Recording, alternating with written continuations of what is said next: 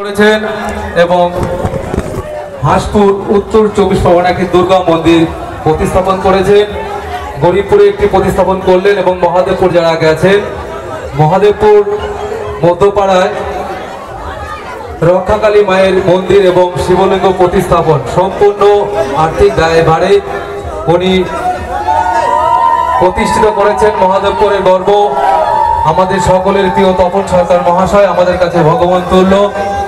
তাই সকলের কাছে অনুরোধ, আপনারা আশীর্বাদ করবেন, সে যেন আরো বড় মানুষ হয়ে ওঠে, আরো বড় মনের মানুষ হয়ে মানুষের সঙ্গে এভাবে সকলের জন্য আনন্দ উপস্থাপন করতে পারেন।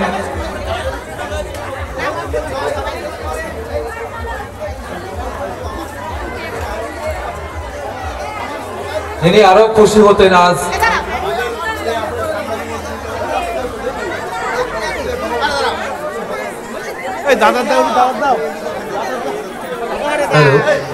যারা মহাদেবপুর থেকে এসছে, তপন সরকারের সহযোগিতায় যারা এসছে তাদের কাছে অনুরোধ, কমিটির তরফ থেকে আপনাদের জন্য একটু ঠান্ডা জলের ব্যবস্থা